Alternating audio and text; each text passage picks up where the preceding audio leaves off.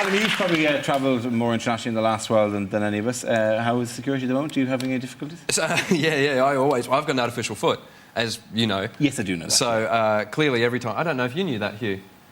When you... I have an artificial penis. So I decided not to, compare notes on that later. And it does have metal bits on the side.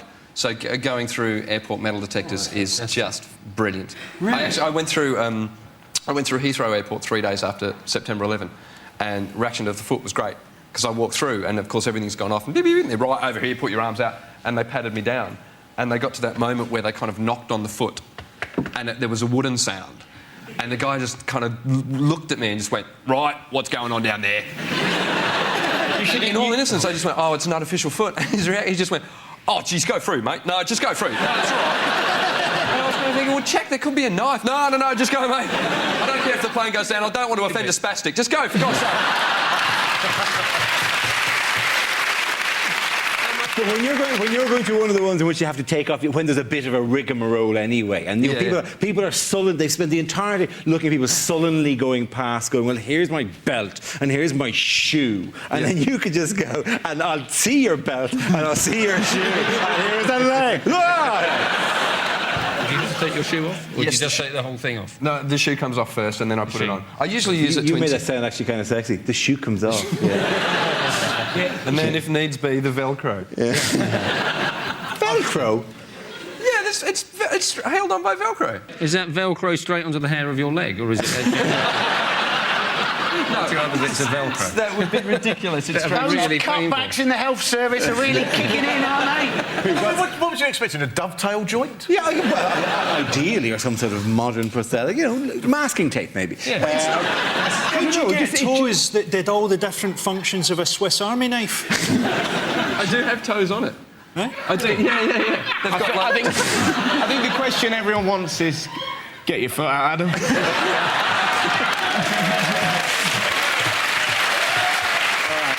Listen for the Velcro. It's Velcro time. Into the mic. It's Velcro. I've got a terrific view, ladies and gentlemen. Are you not ever tempted...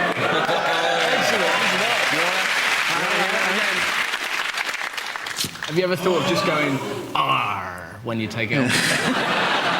What I want to know is, have you ever got pins and needles in your artificial foot? Right, the foot.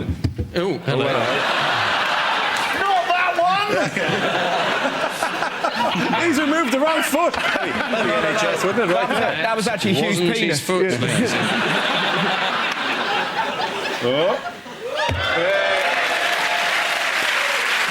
Yeah, go for it. It's like show and tell, isn't it? Who's got something else now? Come on. I'm impressed by the fake toes, because presumably there's no good, there's no tactile reason for the air, there's no essential... Do you know what it was? It was because when I was about 14, getting to that age in a boy's life where, you're having things going on, and doctors basically sat down with me and said, is there anything the other kids can do that you can't? And bearing that I grew up in Australia, I said, yeah, I want to wear thongs. Which, thongs, by the way, flops meaning flip-flops. Just below. Adam, have you ever put beer in your foot and drunk out of it? Yes.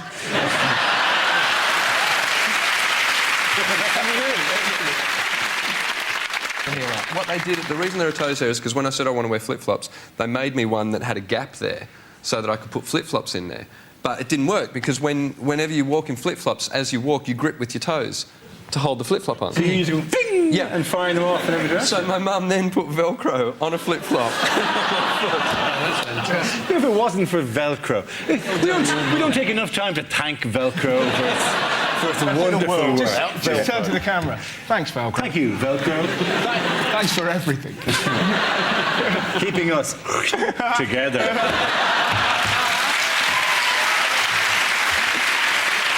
Thank you. Thank you, Adam, for what could have descended into freak show territory, but you held it together with an enormous amount of dignity, as we basically said, show us the weird thing! Show us the weird thing now! Who wants to see... Let us see the unusual limb that we remember. Who wants to see my artificial penis? Is that the one you had made so that you could wear a thong? Bet you feel really shallow now about your pins and needles now, don't you? It's a really mediocre leg know. complaint. The thing is, I was tap dancing outside his dressing room earlier. I feel like an arsehole. On travel news, of the greatest travel story of the week was Tina the tortoise. Tina the tortoise lost a leg, so they attached a rear wheel to the back of Tina's shell. Did they attach it using Velcro? When that tortoise goes to do a TV panel show, all the audience will be going, "Show us the wheel!" Now, what happens if that tortoise is set upon and someone steals the wheels and you find it up on bricks? What's his name? Is it Tina? Tina. Tina's Her name is Tina. There's no way that Tina's going to be able to hide from people she doesn't like anymore. You know, because before we can hide in your shell, that could be anyone. Tina, we know it's you. You've got a wheel. All right, Dave, how you doing? Not bad. I think the other tortoises... It's a very, very complex social network that tortoises are. I didn't realise that. Every time the thing reverses, it's going to go beep. To be honest, it's going to make fuck all difference to that tortoise. You said Dad doesn't know what's going on. It barely moves anyway. They're going to put it in a box at Christmas and it'll die. Well, there you go. You certainly can't see the back of it, can it?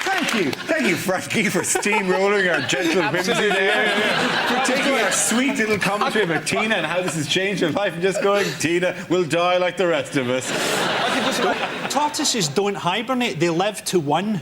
Basically, is what I've discovered. Really? Well, just going by Blue Peter. But does this mean, though, if one of the parents accidentally, Tina dies, right?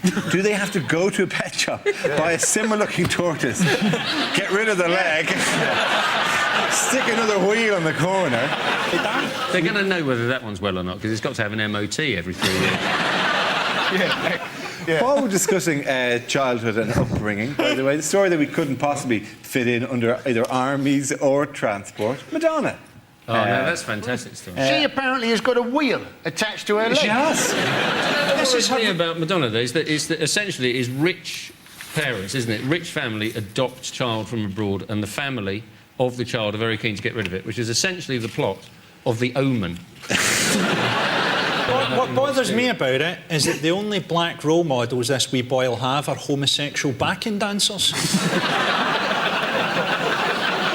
Presumably, David seems a bit of a normal name. Presumably that's have to change to Budapest or Granite. Something like that. Also, Madonna's already got a son. She has, who's yeah, now yeah, going to be Rocco. spending all his pocket money on karate lessons and a penis pump.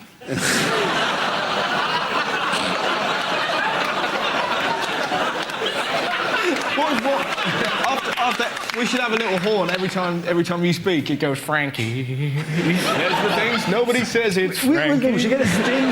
We should get a little musical thing that goes, Frankie and his world of light. I think we should Daddy, just give him where do more we Red go Bull. when we die? You just rot. Frankie. have you been to Scotland? Fucking hell, I'm like that fucking bird in The Wizard of Oz.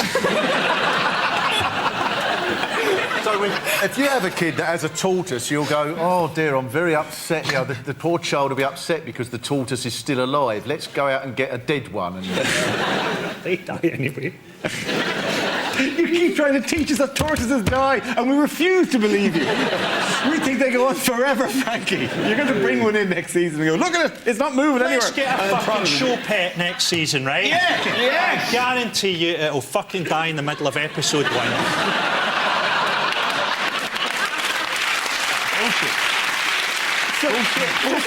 We should have, like, I should say, and by the way, before we start headlines, round 1 of the first series, I'd introduce you to the Mock the Week giraffe, who'll just be wandering around the studio randomly for the rest of the season. Hello, Necky.